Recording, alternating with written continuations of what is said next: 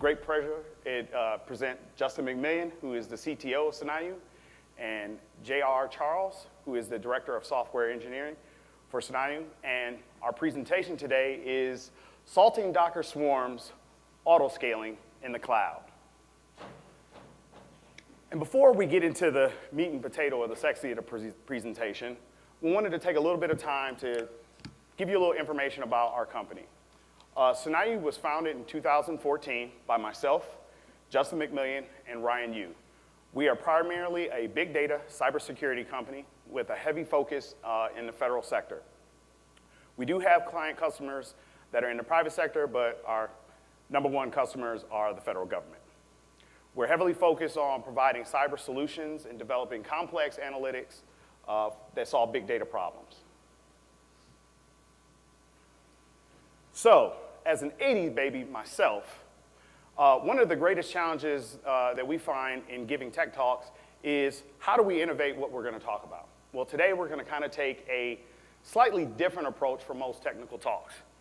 We're going to present a hypothetical situation, one which many of you have probably encountered in your professional careers, and kind of show you how we leverage these technologies to solve a problem. Team Sunayu is going to basically take an approach using SaltStack, Docker, and Docker Swarm to be able to solve a scenario that we're going to present here. So, the quintessential project manager, Ric Flair.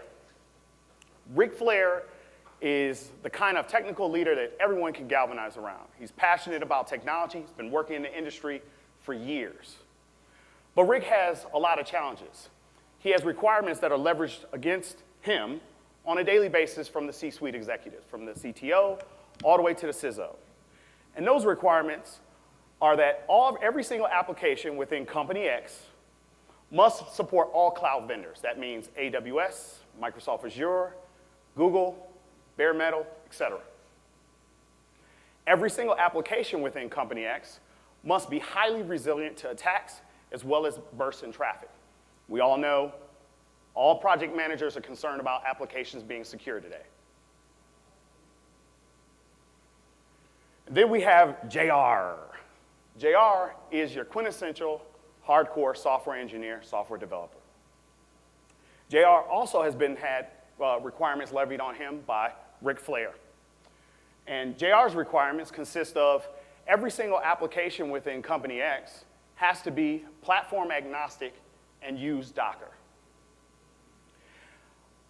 Another requirement that JR has placed against him is that every single application in the entire software development process must be highly agile and support continuous integration lifecycle.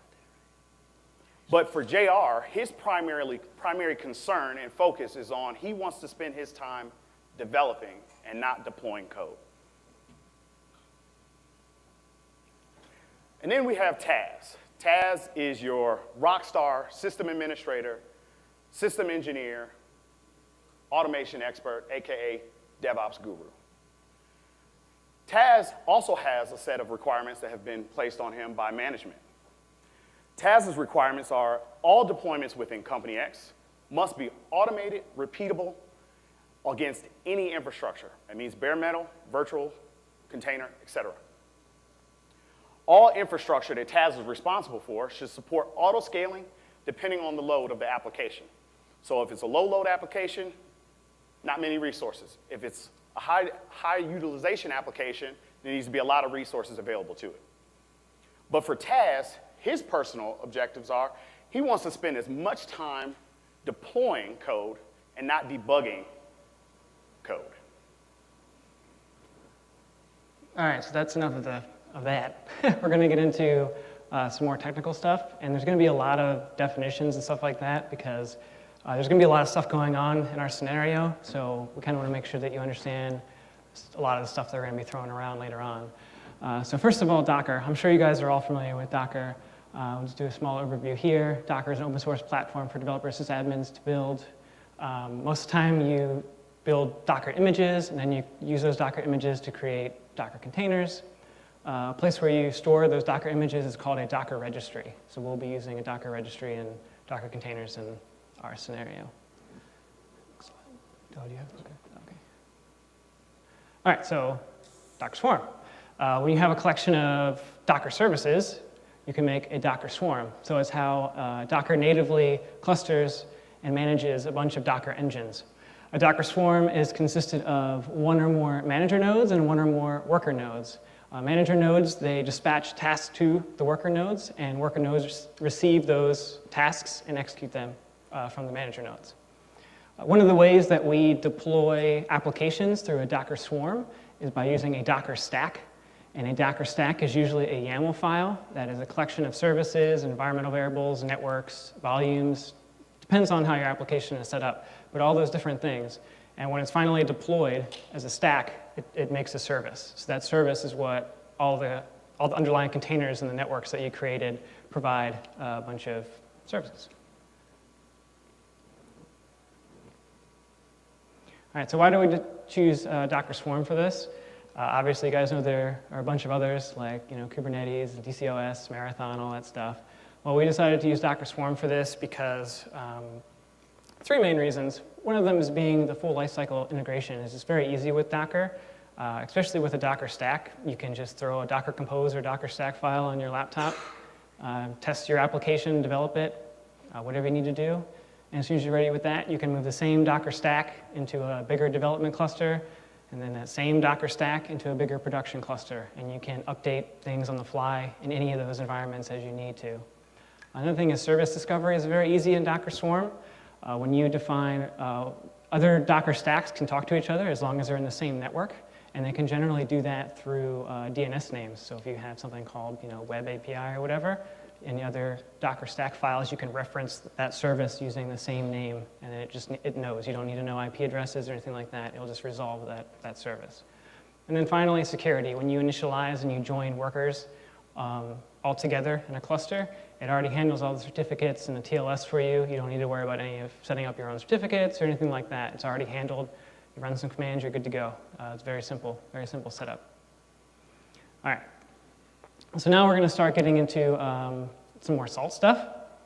You guys probably know these basics already as well. In our examples, we're going to use Salt as a server agent mode. There's also a agentless mode, but we're not going to use it here because we use a lot of eventing for the auto-scaling, and we need that in the server agent architecture. So there are Salt masters and Salt minions. Master is the server component. The minion is the agent component. We use the Salt master to issue commands to the minions, as well as perform stuff like states, which are reusable declarations of configuration for part of a system. Usually a collection of states you kind of hold in a formula. So an example of that is like if you have your Apache formula or MySQL formula, usually you keep all the states related to Apache or MySQL in those formulas to keep them logically separate. And then we also want to bring up, too fast.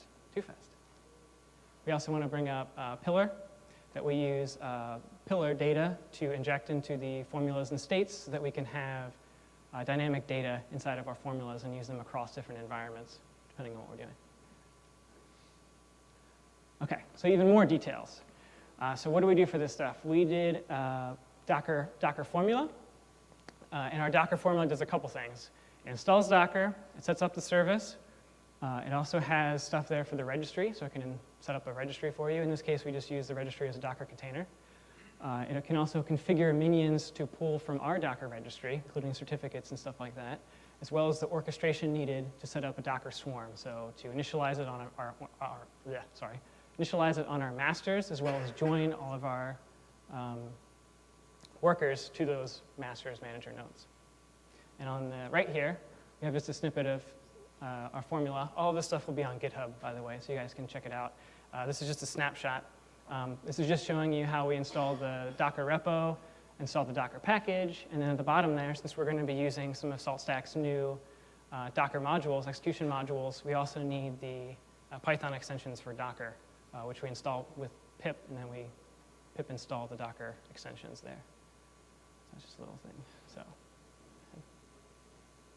all right, so next, execution modules. So execution modules they're generally like commands that run on minions. And like I was saying before, SaltStack has a bunch of these for Docker. However, since Docker is kind of moving pretty quick and Swarm is still relatively new, especially with all the functionality that it has, we need to extend that so that we can do things like Docker stats and Docker stacks. Docker stats, the two different things, as well as service scaling. And a lot of the stuff that we wrote actually uses some of the modules that SaltStack already has for Docker. So we didn't need to write everything, just parts of that were missing, basically.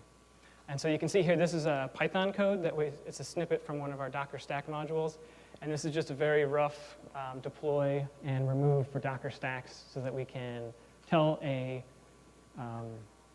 Docker Swarm manager to deploy one of our stack YAML files for us. All right. Next up are the beacons. So we wrote a Docker stats beacon so that when a node's container reaches a certain threshold of CPU, it will start shooting events to the event bus so that we can start reacting off of them. So you can see down here at the bottom, we have just a simple example of how we configure our beacon. So this is just some pillar data that we're using. So about every 30 seconds or so, it will check the stats of all the containers.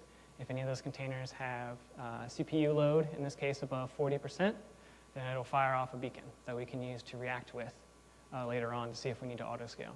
So Taz, does that mean that you basically tell me that these applications now can be resilient to attacks because of these beacons? Yes, we should be able to scale. Well, that meets one of my requirements. All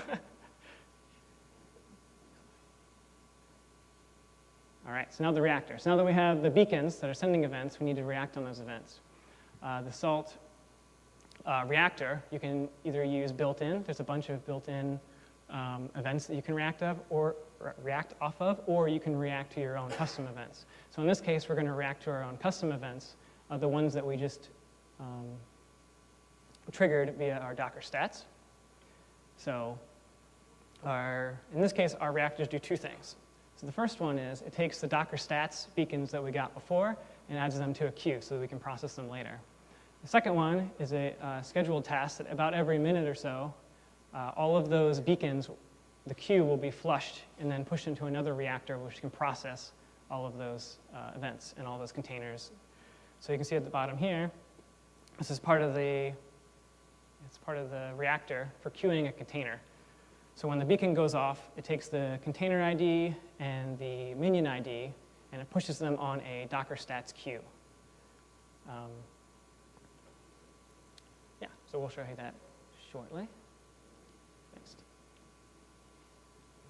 And Docker runners. So Docker runners, we use these for running commands on the master, so that way we can kind of keep everything central to the master. So if we need to scale, then we can run a command on the master to scale, and the master can use other runners or other modules to know, well, where's my Docker manager? I can just look that up, and then I can run it on the correct minion. I don't have to worry about finding the correct minion and typing that in. I just run the runner will find it, run some other modules, and then it'll do what I tell it to do. So we have things that do in our custom runner that like deploys a stack, so I can deploy a stack from a Salt master, like find a manager, scale a service, get a service name depending on containers, so doing kind of like lookups for that kind of thing. So one of our quick examples here, again, this is Python, is we're just getting a service name. This is actually older, but that's okay. So we don't actually do this anymore because it's not as efficient, but this is how we would get a service name for one of our Docker containers. And you can see there the Docker inspect is actually SaltStack's, one of SaltStack's built-in Docker modules that can get a bunch of information about a container. So we basically just call that and then pull out the relative data, and then we can use that later to upscale the service.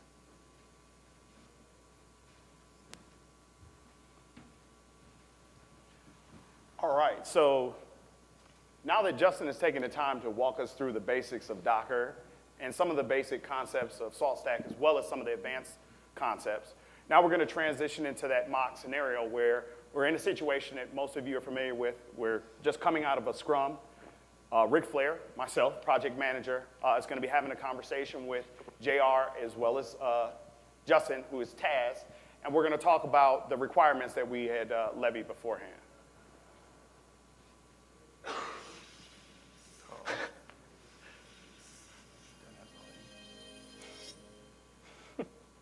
All right, so Taz and JR just got out of the meeting with management. You've seen the new presentation about what the requirements are that Company X is now responsible for.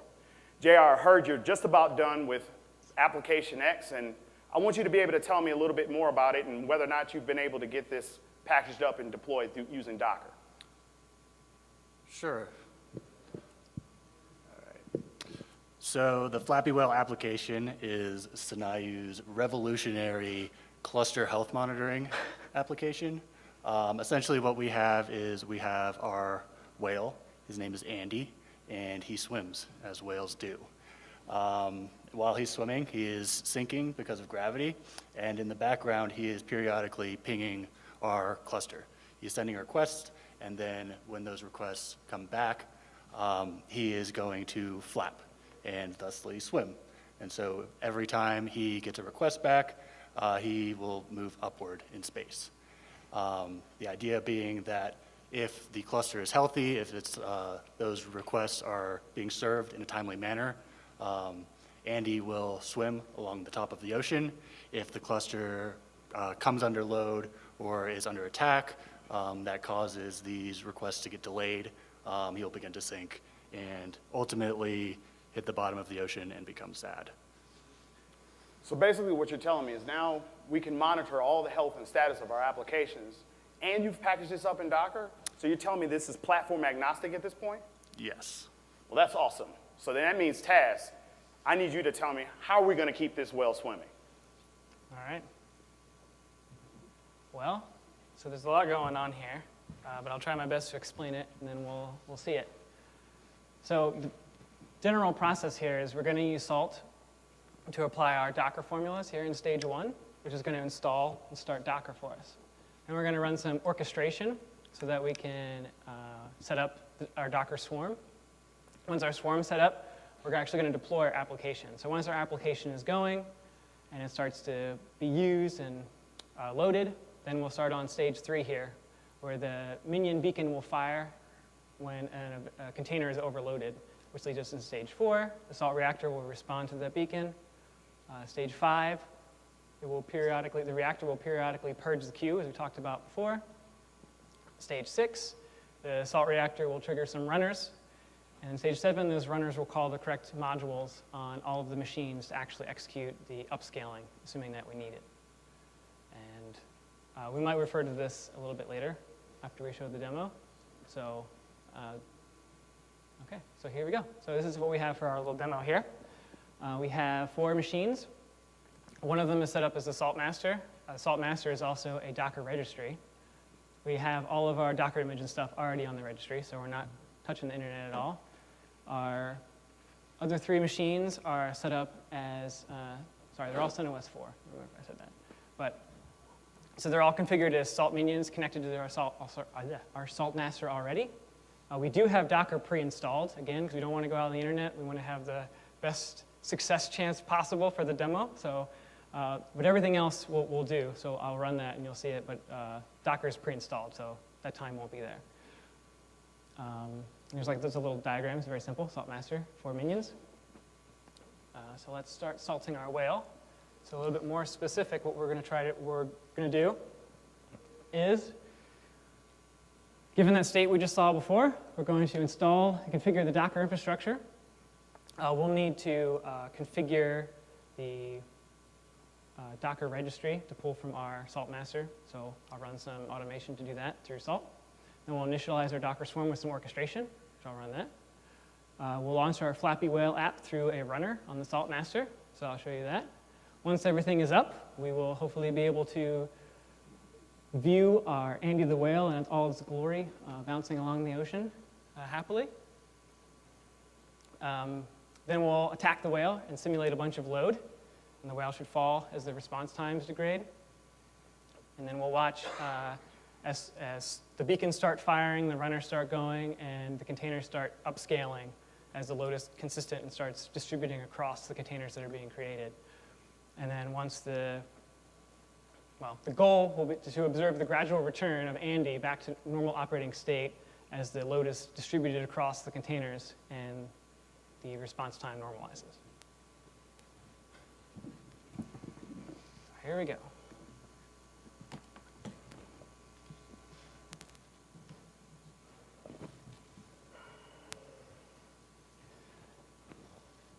All right, so is that a little easier to see? I'm probably going to be switching around a little bit, so if you can't see it, let me know, and I'll try to make it bigger again. Okay, so the first thing we're going to do is just to make sure that Salt's connected to everything. So we're just going to run a Salt ping. I'm sure you guys have done this before. So this just verifies that Salt is connected to all of our minions right now, and we can run Salt commands against them. So the next thing we're going to do is finish up the Docker configuration I told you about. So Docker is there, but the service might not necessarily be running, as well as the certificates and stuff like that may not be there for us to pull from the repo. So what we just did is most of this stuff is certificate placing because we wanted to use certificates for our Docker registry. And then we're also placing some authorized keys so I can SSH easier if needed. What other highlights do we have here? We're also placing some of our Docker stack files so we can use those later to start some services. All right, so now we're going to run our orchestration, which will, first we're going to bootstrap the swarm manager. Once the swarm manager is bootstrapped, it's going to join the workers to it. Happened really fast. It's good. So you can see here basically the output. Docker Swarm is very easy to set up. Honestly, doing the orchestration for Docker Swarm is kind of silly when you can just run a few commands, but obviously we want to automate everything with Salt, right? So nothing wrong with that. So we actually do use the Salt mine a little bit. I didn't go over that, but we can talk about that later. But we use the Salt mine for tokens and IP addresses and stuff like that. So you can see here that the other two minions correctly join as a worker node. So now we have like a little cluster here. Let me SSH into one. This is probably too small for you guys to see, right? Can you guys see that okay?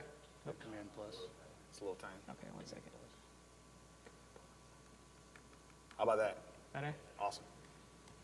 Okay. I just wanted to show that the cluster is now there. So we're on D1 right now, which is, you can see it's the manager leader in the top right. So these are just Docker commands I'm just showing you. I just wanted to show you that it's running and they're ready. So now what we're going to do is deploy our application.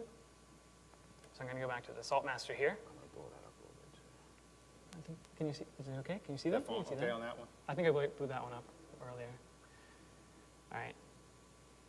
So what we're going to do is deploy our Sunayu application, which includes our Flappy Whale and our whale demo. So you can see here that basically what this runner just did was it looked up one of the managers for us, which we know is D1. And then on D1, it ran one of our custom Docker stack modules in order to deploy this Docker stack for us. But I didn't need to know what the manager was. I just ran the runner. We also wrote some modules here to run some Docker stack commands. This one here just kind of gives you the status of the containers that are running in your stack.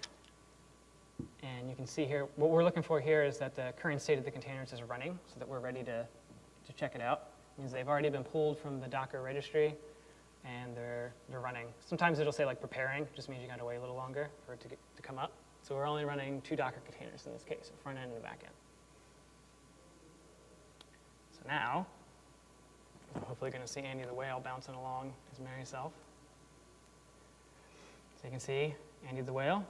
He's happy in his area. You can see there at the top right. Actually, this might be kind of small for you guys. I don't know if I can blow this up. I don't know if I can blow that up. I don't think I can. Yeah, this is all on GitHub right now. This will all be on GitHub. Yeah. So at the top right, sorry, what's going on? At the top right, you can see we just have a quick thing where we can see all the containers on all the different minions. So you can see D1 is running Flappy, which is actually the back end. And then D3 is running our front end, which we're hitting right now, called the whale demo. So we only have 2 containers deployed right now. And you can see there's a little bit of load on Sunayu Flappy right now. It's because we wanted to, each like flap gives a little bit of load, so that way once we do start overloading it, then you hopefully will notice the whale fall because the response is longer than usual. So what we're going to do is prepare a little attack script, which will basically just overload our back end. I'll blow this up in a second. Yeah, I didn't have have as much time to set up as we thought we would, so that's okay.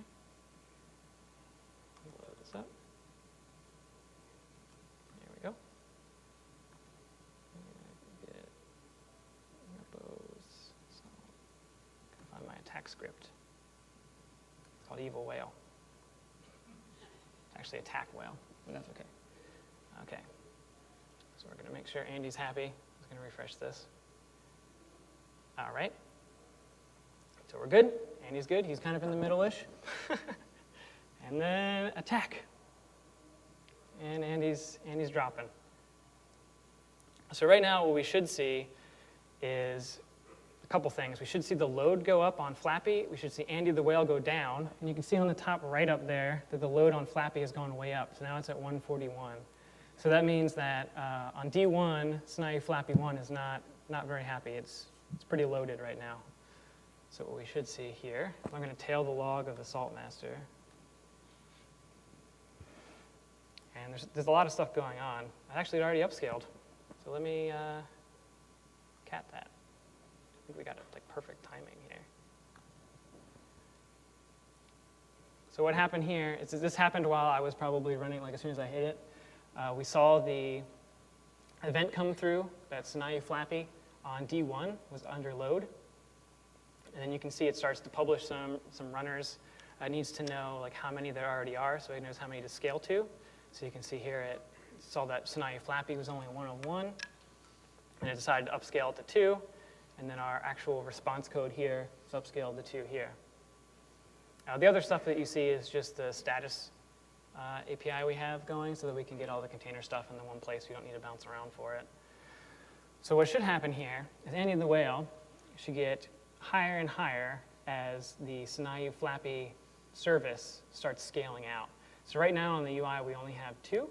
We just saw here that we have 2. So if we keep tailing the log, assuming that it's under load, so it just scaled to 3 here.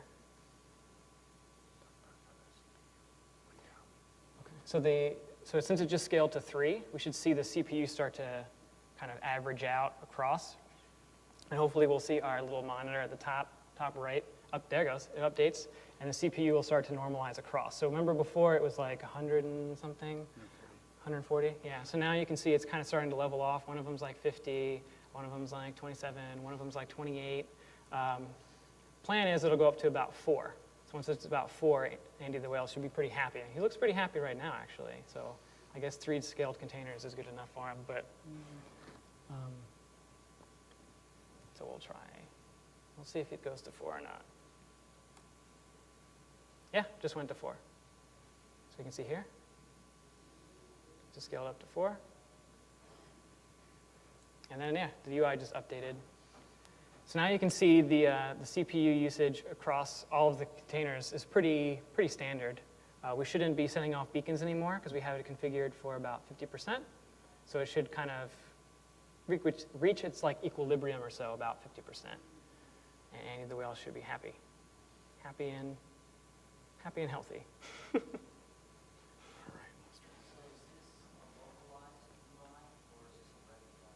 This is just a web UI. We can answer questions shortly, actually. So, yeah, so we'll switch back.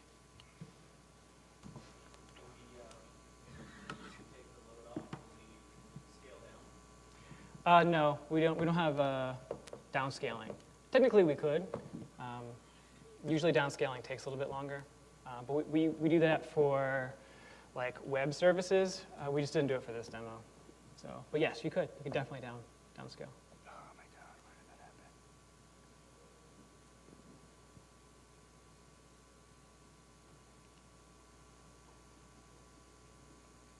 This was, oh, you see that? Yeah, this was just in case everything went completely wrong.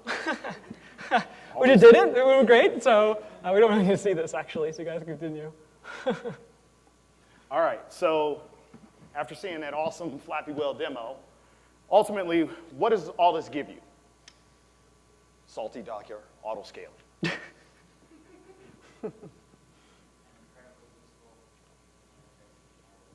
Oh, the whale's great. Absolutely. So one of the things we wanted to do at the end is, just give credence to some folks that were instrumental to this idea that we had. I want to give a big shout out to Blake Miller. We had taken a look at his talk and some of the publications that he's made around cluster orchestration. We just wanted to give him his due. We also wanted to give thanks to Andy Kim, who is not here, but was instrumental in the Andy the Whale He made the application. Docker whale. That's why he's named Andy. Yeah, we named him Andy. And also want to give a big shout out to Ryan Yu, who couldn't be here, but was also instrumental in this presentation today. So if you guys are interested in what we did today, please come check out our GitHub page. We've published all the code from this presentation.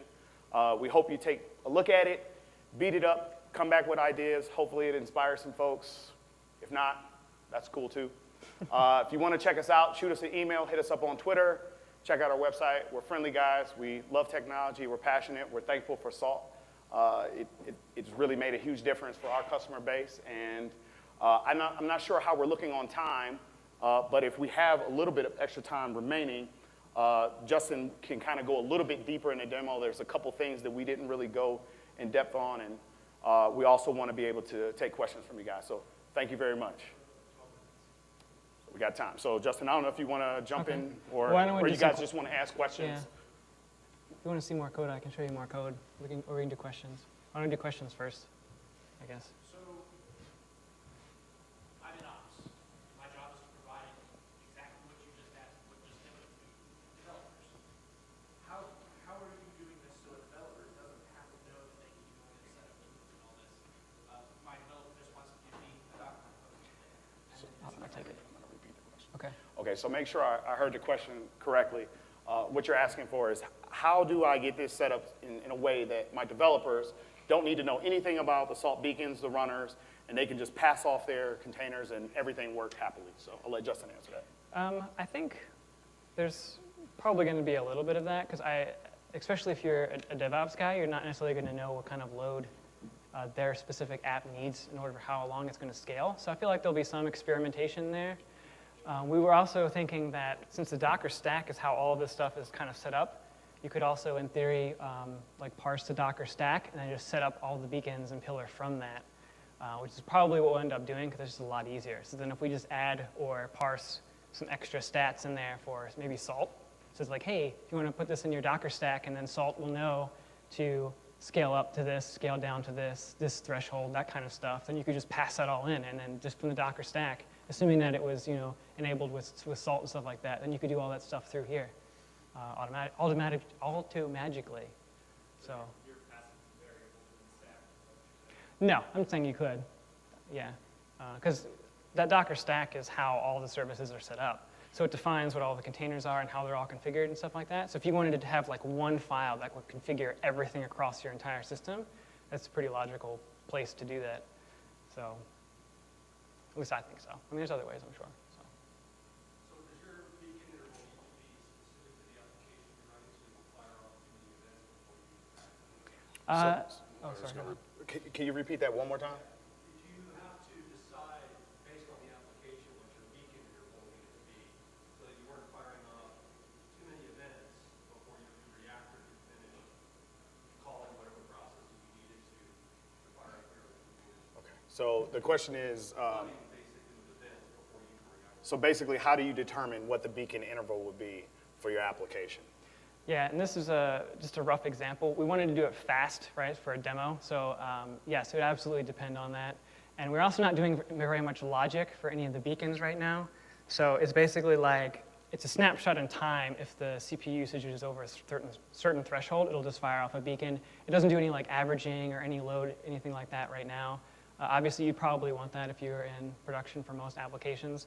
We were just really excited about this and wanted to show you guys. So I thought it was pretty cool. It also touches every part of Salt too. So if you're trying to get into Salt and want to know how it works, like doing something like this is great because it really just touches everything.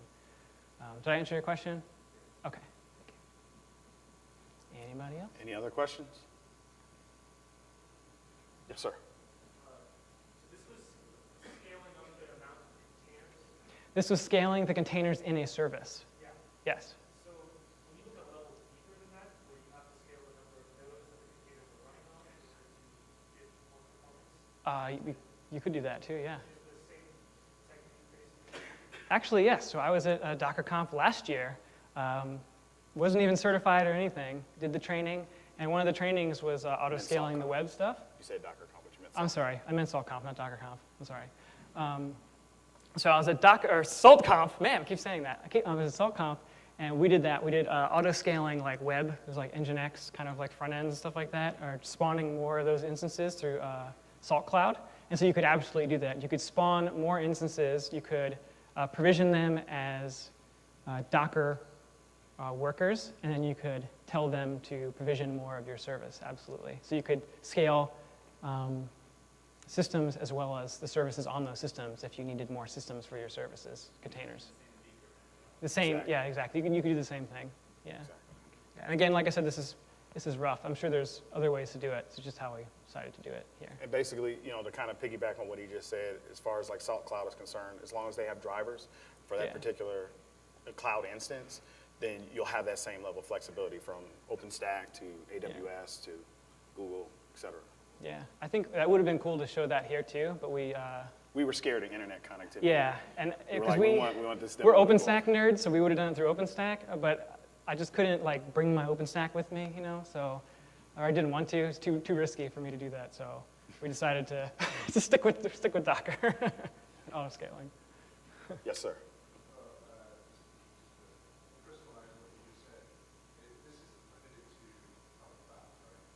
No. No.